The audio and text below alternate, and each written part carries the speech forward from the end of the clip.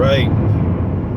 Working on Chol Hamoed. You're not supposed to work on Chol Hamoed, but I had to go to work today. But I was doing Meleches HaKodesh. We davened together. A few guys. We did the Lumen Esrei. We did the Sukkah. I brought this little tent thing. So for that, you're allowed to go to work. But we also had religious services audit, and we took care of that today too. And I'm doing another one tomorrow for another jail with a plan to go out with my family somewhere in the Wilkes-Barre area. We were going to go to Mr. Lobo, and he postponed his show, which was supposed to be tomorrow night, to Friday. Can't go Friday, that's not going to work. There's no hotel there, no camping there. I can't just camp out in parking lot. So, but here I am, and walking around work, the Strimo, my Becca show with my Samet and fancy Becca show I just got. This is a cool Becca show. We got that was my Shechianu for Rosh Hashanah. This Becca show, that's a real Shechianu. So here we are, heading back home. And it's interesting, the Satmar Rav actually said, if you have to work on Chol Hamoed, meaning it's such a davar aved, you're going to lose your job. He says you shouldn't get paid for the work you do. He said even if you give the money to tzedakah, you're gaining something from it. But again, you're doing rabbinical work, like Kodesh, whatever it is that you're doing that's service to the community, like that's a little bit different. You have a little bit more leeway. Similarly, I remember years ago, I used to do translations. A number of the books by Rabbi Meisels is called the Secrets series, so the Suda Secrets, and I translated a number of those books. I didn't get credit for it, but I got paid for it, so that's what matters, right? And the Suda Secrets books, I asked Rabbi Meisels, could I do the translations on Chol Hamoed? He said yes, because he asked a Dayan. He himself's a Dayan. He asked another Dayan just to cover himself. And he said, yeah, because it's Torah learning.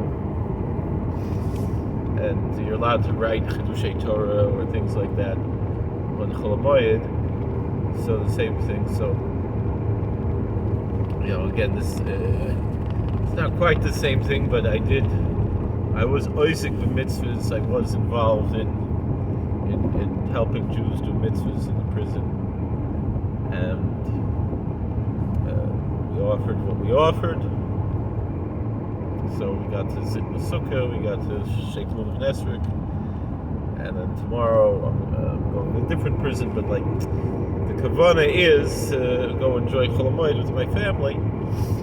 Some people have questions about that. Meaning Chol Hamoed, should you be going on trips? Should you do it, or should you stay home and learn Torah, stay in the sukkah? And there's arguments on both sides. But if someone has a family,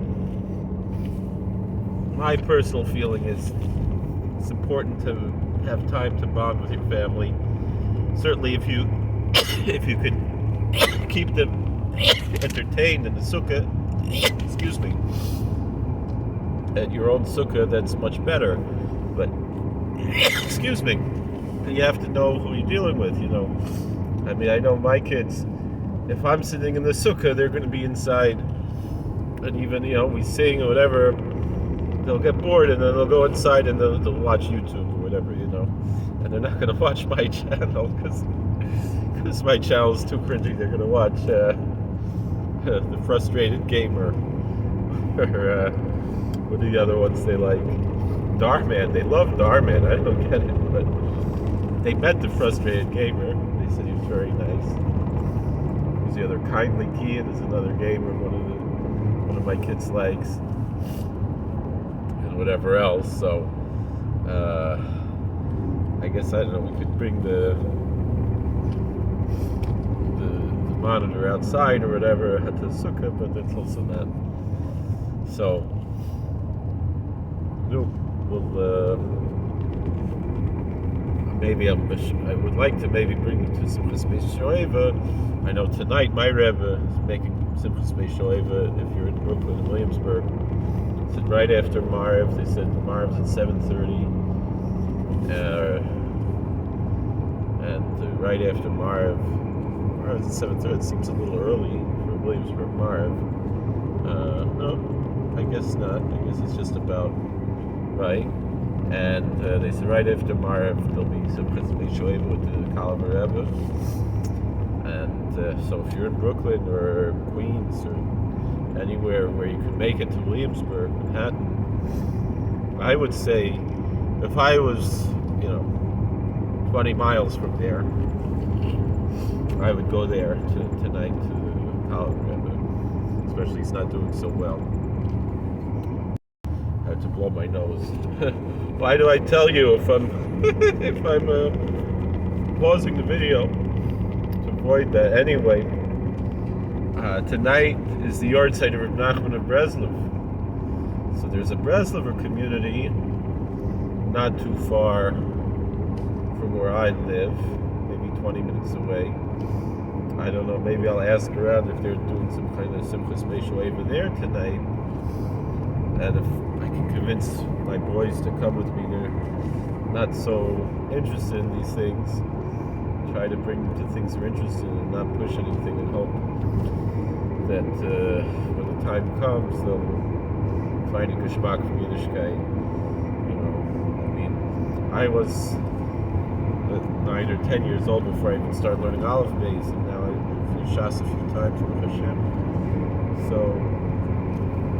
we can, everything's in its due time. Sometimes I'm afraid if I push too much. One of my Rebbeim, he had the podcast, he was talking with his son, and his son asked him why his son got very into Breslover's farm. And his father was also very into Breslover's farm. Moshe Weinberger, he has his son Ushi, Asher Zelig. And I don't think they call him Ushi anymore. I remember, when we were kids, they called him Ushi. And he himself, he has smicha, even though he's a balabas, and a very successful balabas with different business ventures, very matzliach Hashem. But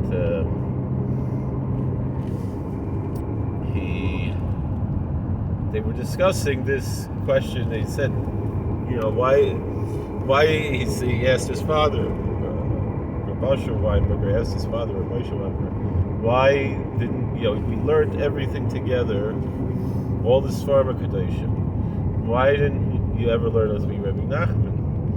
And Rabbi Weinberg said, I didn't want to ruin it for you. You know what that means.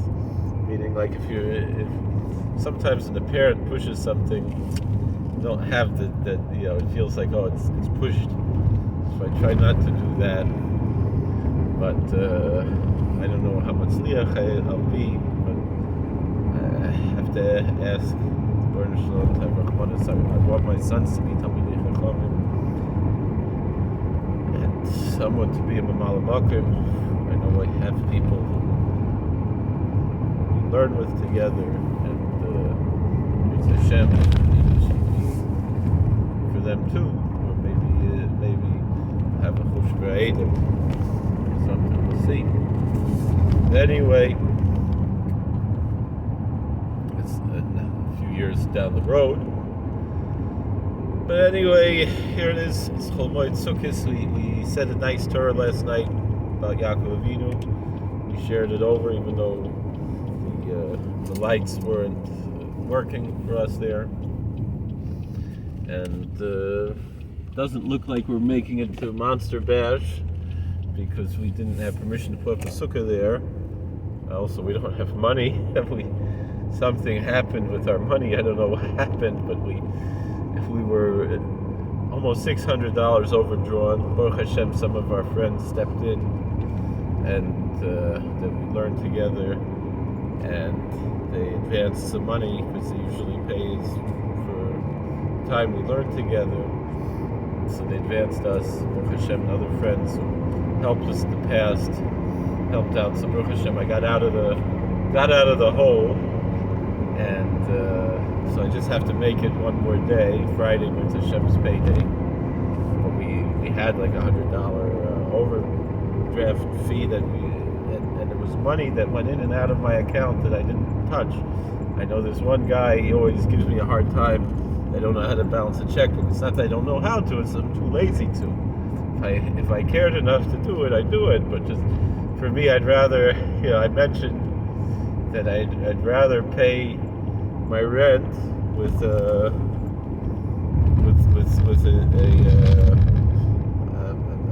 money order, even if it costs $2, than have to worry about when is that money going to come out. Because in this generation, people aren't balancing checkbooks like they used to, So,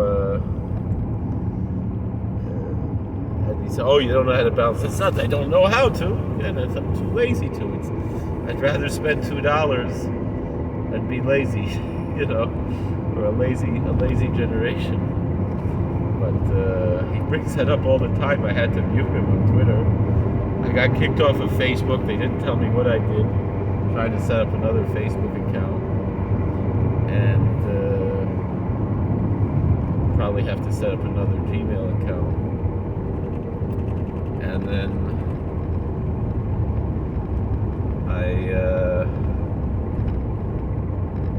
what else?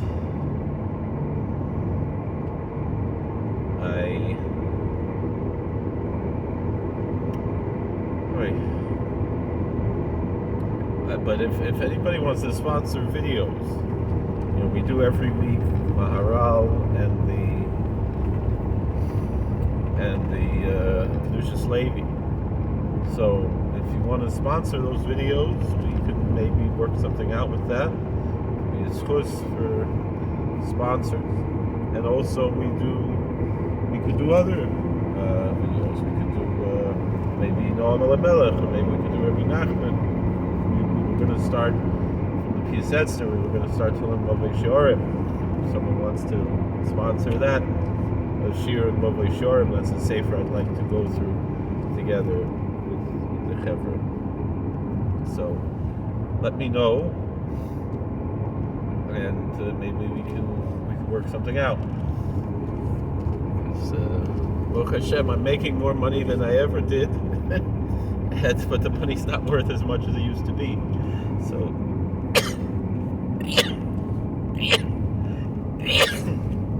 I know money's tight all around. But that's where we are. So, Rebbe Shalom should help us all. We should have parnasa. We shouldn't have to worry about any bad things in the world. I know there's a lot of fear in the world, and we have to stay connected to God. Yoshev Sefer Eliyah Mitzel Shaka Yisloina.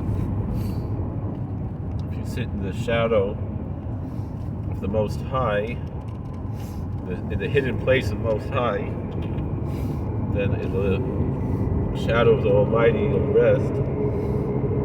Psalm 91. We should be worthy